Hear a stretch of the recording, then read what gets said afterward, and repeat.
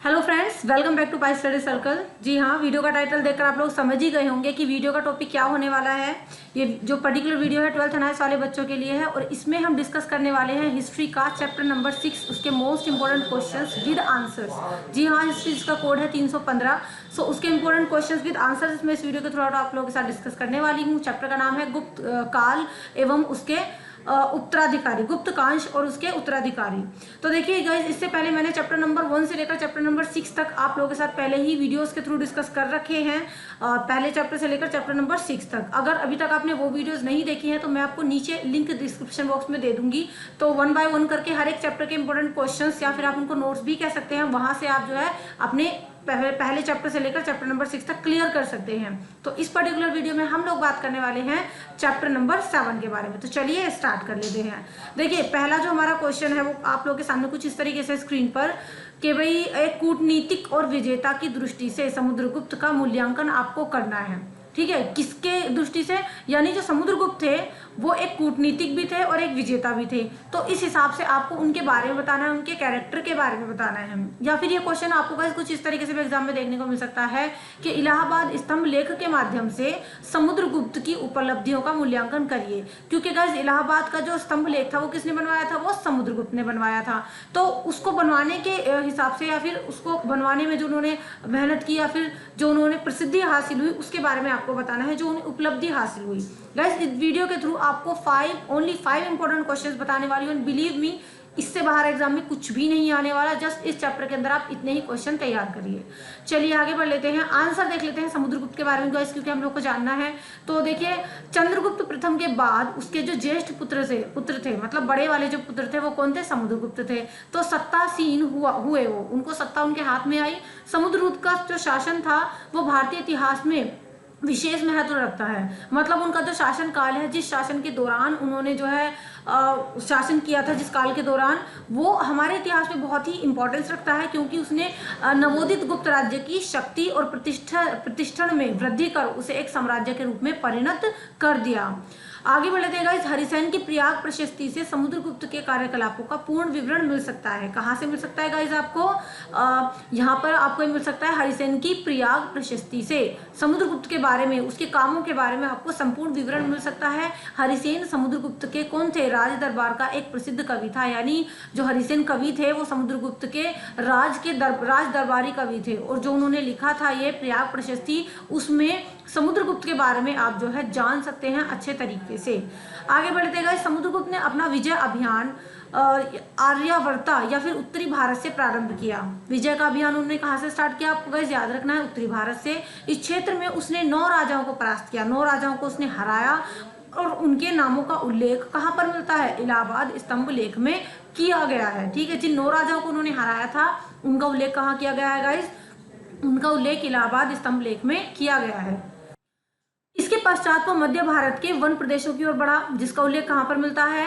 अत्वी राज्य के रूप में मिलता है। यहाँ उसने क्या किया गाइस? के राज्यों को बलपूर्वक का मतलब जबरदस्ती अपने बल के थ्रू अपने साम्राज्य में शामिल करने के स्थान पर उदारता का परिचय दिया। मतलब उन्होंने बल नहीं दिखाया, यहाँ पर कोई गुंडागिरी नहीं की, कोई जबरदस्ती नहीं की, बल्कि उदारता का उन्होंने परिचय दिया। बहुत ही अपने बड़ा दिल उन्होंने दिखाया यहाँ पर।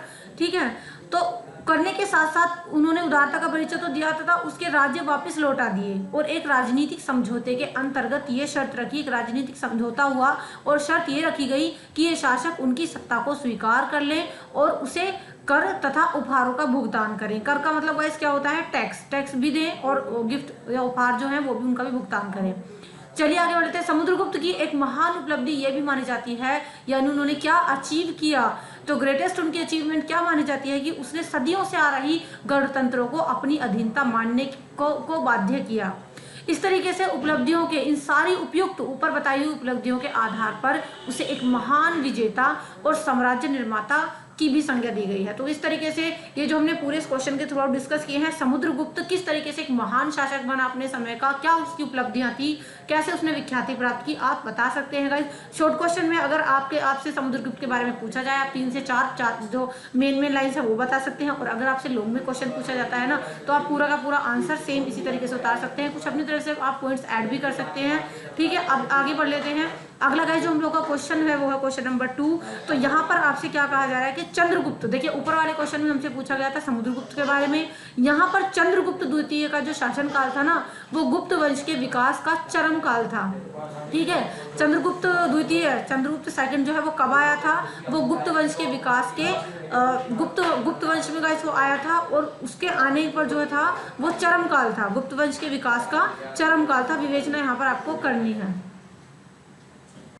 तो देखिए इसका आंसर कुछ इस तरीके से है कि भी समस्त गुप्त राजाओं में समुद्रगुप्त का पुत्र जो था वो चंद्रगुप्त द्वितीय सर्वाधिक शौर्य और वीरोचित गुणों से संपन्न था। चंद्रगुप्त की बात की जाए, ठीक है, तो वो किसके पुत्र थे, समुद्रगुप्त के। ऊपर हमने समुद्रगुप्त के बारे में डिस्कशन किया है, यहाँ पर चंद्रगुप्त यानी उनके बेटे के बारे में अब हम लोग जानेंगे। तो इसे चंद्रगुप्त विक्रमादित्य के नाम से भी जाना जाता है। किस नाम से जाना जाता है उन्हें, चंद्रगुप्त विक्रमादित्य के नाम से।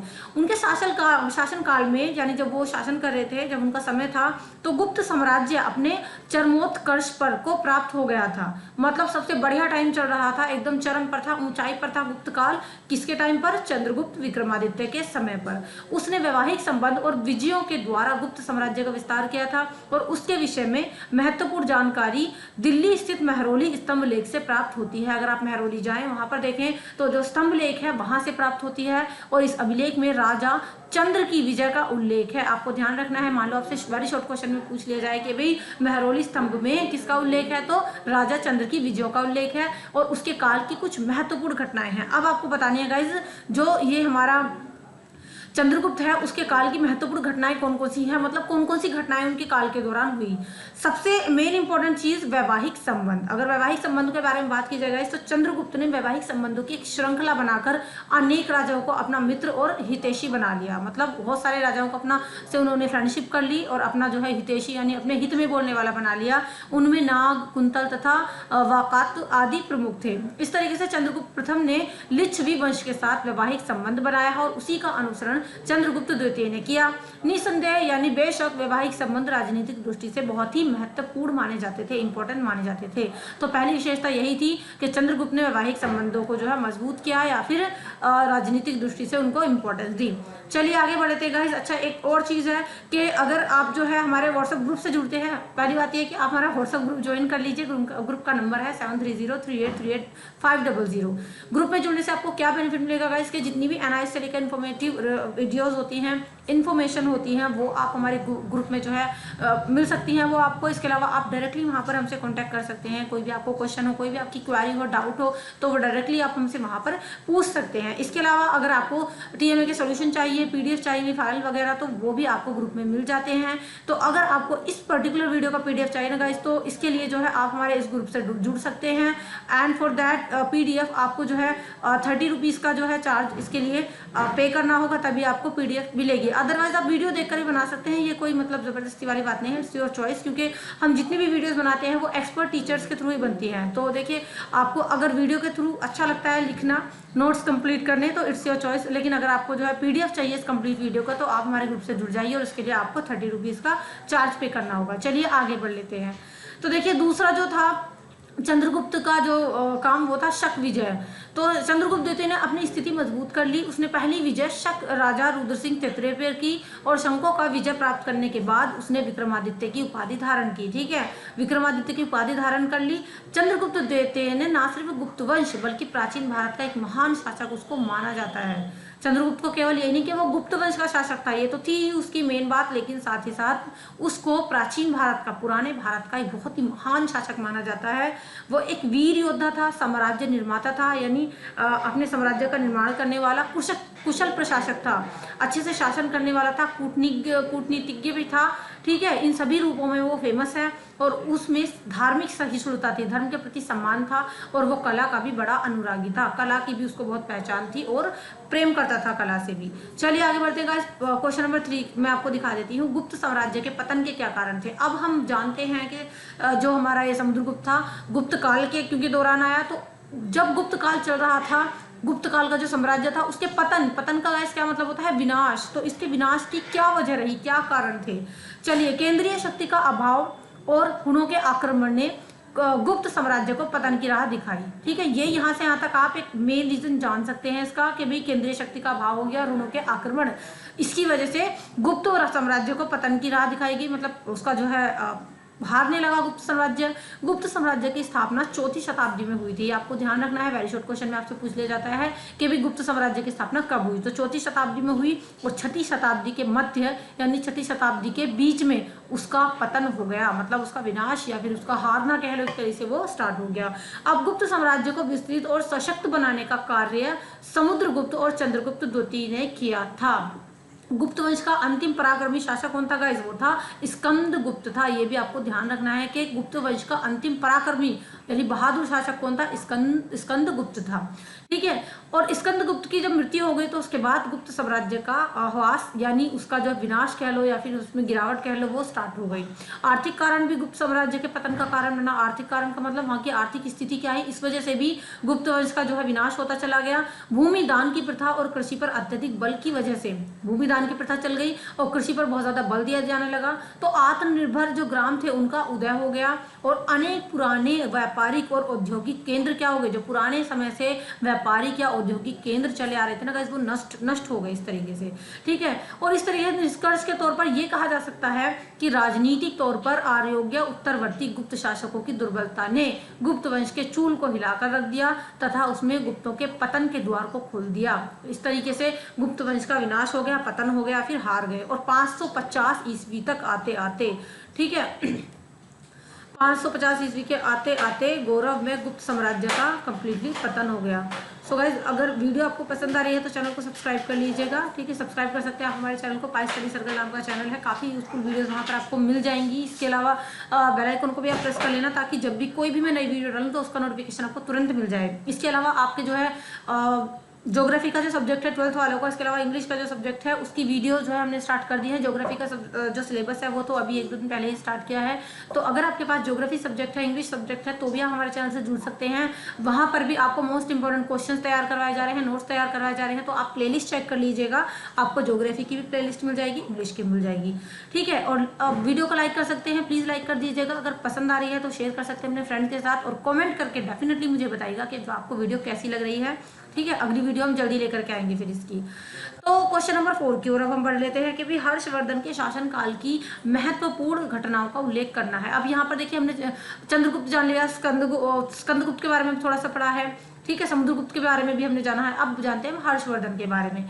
तो गाइस, हर्षवर्धन गुप्तों के पतन के बाद अंबाला के थानेश्वर नामक स्थान पर हर्ष के पूर्वजों ने पुण्य भूमि वंश की स्थापना की। किसके पूर्वजों ने भाई? हर्ष के, हर्षवर्धन के पूर्वज होते उन्होंने पुण्य भूमि वंश की स्थापना की। जब गुप्त वंश का पतन हो गया, जब गुप्त वंश हार गया, उसके बाद हर्षवर्धन आए थे। तो देखिए इसमें क्या हुआ, बाणभट्ट के अनुसार इस वंश का संस्थापक कौन था? पुण्यभूति था। हर्षवर्धन के वंश का सबसे प्रमुख और शक्तिशाली शासक था। हर्षवर्धन के इतिहास को जानने के लिए हमारे पास अनेक महत्वपूर्ण स्रोत उपलब्ध हैं, यानी काफी सारी ऐसी चीजें हैं जिनसे हम हर्षवर्धन के शासनकाल के बारे में जान सकते हैं। जैसे क्या क्या है भाई? बाणभट्ट की रचना हर्षचरित, बाणभट्ट ने क्या रचना की थी? हर्षचरित, उसमें उन्होंने हर्ष के बारे में ही बताया था। हेनसांग का विवरण इत्यादि। ठीक है, हेनसांग चीनी थे, उन्होंने चाइनीज थे वो, तो उन्होंने भी विवरण प्रस्तुत किया था हर्षवर्धन के बारे में। तो हर्षवर्धन के शासक बनने के समय तक अनेक छोटी छोटी शक्तियों का उदय हो चुका था। ये सारे छोटे छोटे राज्य सामंतवादी व्यवस्था के सूचक थे। हर्षवर्धन ने इन सारी शक्तियों को पराजित कर, सारी जितनी भी ये शक्तियां थी सबको हरा कर उत्तर भारत में एक शक्तिशाली राज्य का निर्माण किया। ठीक है, बहुत सारी मूवीज होती हैं, हिस्टोरिकल मूवीज होती हैं, उनमें ऐसे ही वर्ड्स होते हैं, यूज होते हैं कि पराजित किया, शक्तिशाली राज्य की स्थापना की, निर्माण किया। तो आप कनेक्ट कर सकते हैं, शुद्ध हिंदी होती है इसमें। तो मैं कोशिश कर रही हूँ कि भाई थोड़ी सी आपको सिंपल हिंदी में करके इसको बताऊँ। कुछ बच्चों को दिक्कत आती है हिंदी समझने में, बाकी कुछ की हिंदी काफ़ी अच्छी होती है, बेटर देन मी भी होती है। कि भाई हर्षवर्धन के पूर्व वर्धन वंश की राजधानी थानेश्वर थी। ठीक है, हर्षवर्धन के पहले वर्धन जो वंश था उसकी राजधानी क्या थी गाइस? थानेश्वर। लेकिन हर्ष ने अपनी राजधानी कन्नौज की राजनीतिक उत्कर्ष व राजनीतिक केंद्र के रूप में प्रतिष्ठापित होना उत्तर भारत में सामंत युग के आगमन का प्रतीक था। ठीक है, हर्ष के काल में उच्च अधिकारियों को वेतन के रूप में क्या मिलते थे? जागीरें। ठीक है, जागीरें मिलती थी। जागीरों में भूमि अनुदान दी जाती थी। जागीर का मतलब क्या होता है, वह जमीन दे देता था। हर्ष जो था, हर्षवर्धन के काल में क्या होता था, उच्च अधिकारी जो होते थे उनको वेतन के तनख्वाह के रूप में क्या देते थे, जागीर यानी भूमि दे देते थे, जमीन नाम कर देते थे उनकी। भूमि देने की सामंती प्रथा हर्ष ने प्रारंभ की। हर्षवर्धन ही था जिसने भूमि को देना स्टार्ट किया था, भूमि दान करना, दान मतलब अनुदान देना स्टार्ट किया। हेनसांग के अनुसार हर्ष की राजकीय आय 4 भागों में विभक्त की जाती है। ये बहुत इंपॉर्टेंट पॉइंट है, आपको ध्यान रखना है कि भाई हेनसांग ने जो हर्षवर्धन था उसकी जो आय थी, इनकम थी, उसको 4 भागों में बांटा है। आपको ध्यान रखना है, पहला भाग है राजा के व्यय हेतु, ठीक है, यानी राजा पर खर्च करने के लिए, दूसरा है विद्वानों के लिए, तीसरा है आपका राज कर्मचारियों के लिए, चौथा है राज कर्मचारियों व अमलों के लिए, बंदोबस्त के लिए, और चौथा है आपका धार्मिक कार्यों के लिए। चलिए आगे बढ़ लेते हैं।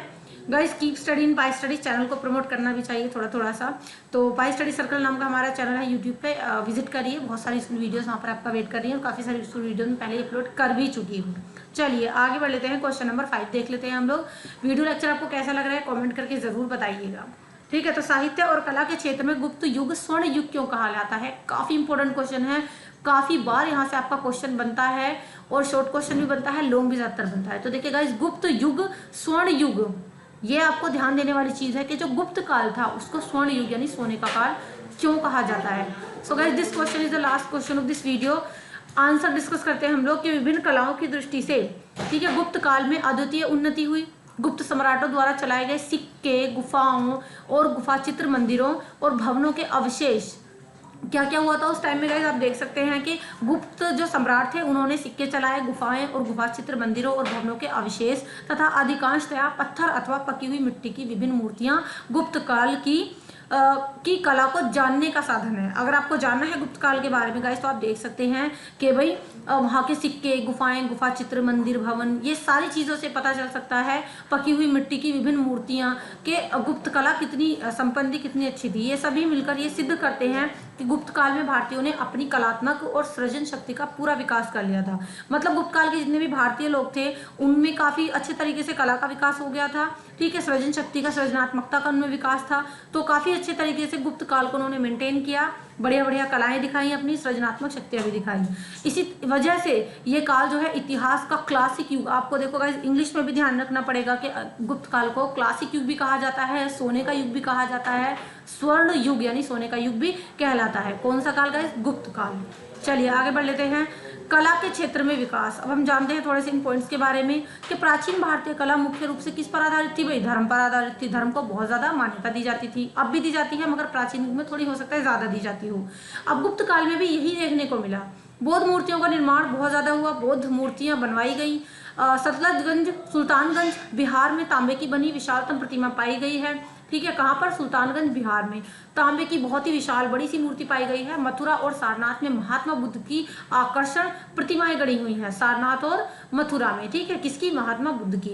अब गुप्तकालीन कला का सबसे बढ़िया उदाहरण अजंता की गुफाओं में देखने को मिलता है। अजंता की गुफाएं बहुत ज्यादा फेमस है गाइस। गुप्त काल के बारे में अगर जानना है तो अजंता की गुफाओं को आप विजिट कर सकते हैं। यहाँ की गुफाएं अब संयुक्त राष्ट्र द्वारा विश्व धरोहर स्थलों की सूची में सम्मिलित हो चुकी है, ठीक है। संयुक्त राष्ट्र ने क्या किया है, जितनी भी अजंता की गुफाएं हैं उसको विश्व धरोहर यानी पूरे विश्व की संपत्ति के रूप में जो है विश्व धरोहर की सूची में, लिस्ट में शामिल कर दिया है।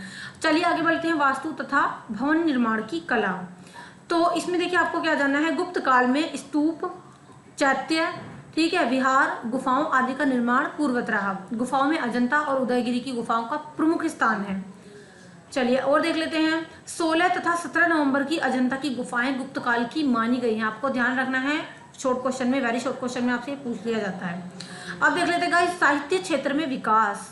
अधिकांश धार्मिक साहित्य की रचना इसी काल में हुई। किस काल में गाइस, यहाँ पर गुप्त काल की ही बात चल रही है, तो आपको टॉपिक से नहीं भटकना है, इसको मैं से कर देती हूँ, ठीक है। तो गुप्त काल में ही अधिकांश धार्मिक साहित्य की रचना हुई। इसी काल में पुराणों की रचना इसी काल में हुई। ये काल है आपका, ये आई थिंक काम लिख दिया गया है बाय मिस्टेक। तो जो देखिए आपको याद रखना है, पुराणों की जो रचना था वो इसी काल में हुई। पुराणों में मुख्य कौन कौन से थे, कौन कौन से पुराण थे जो आपको नाम ध्यान रखने हैं, विष्णु पुराण, वायु पुराण और मत्स्य पुराण। तीनों पुराण के नाम आपको ध्यान रखने हैं। कालिदास ने, जो संस्कृत के महान कवि थे, कालिदास आपने सुना होगा कालिदास जी के बारे में, संस्कृत के बहुत ही महान कवि थे। वो चंद्रगुप्त द्वितीय के दरबार में मुख्य रत्न थे।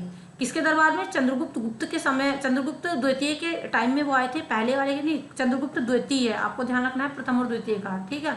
विशाख दत्त की रचना मुद्रा राक्षस भी इसी काल में लिखी गई, यानी जो गुप्त काल था उसमें बहुत सारी रचनाएं हुई, बहुत सारे बड़े बड़े लोग, विद्वान पंडित वहां पर आए, और गुप्त काल में हर एक चीज का बहुत अच्छे तरीके से विकास हुआ, कला का भी। इसी वजह से गुप्त काल को स्वर्ण युग कहा जाता है, क्लासिक युग कहा जाता है, सोने का युग कहा जाता है। तो गाइस आई होप आप लोगों को ये चैप्टर नंबर 7 अच्छे से क्लियर होगा।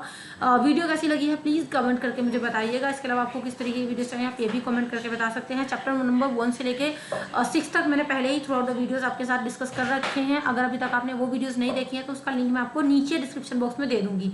इसके अलावा व्हाट्सएप ग्रुप का लिंक भी आपको नीचे मिल जाएगा, तो आप हमारे ग्रुप से जुड़ सकते हैं और पीडीएफ के लिए या फिर अदर टीएमए के सोल्यूशंस के लिए आप हमसे कांटेक्ट कर सकते हैं। एनालिसिस की इन्फॉर्मेशन भी आपको वहाँ पर मिल जाती हैं।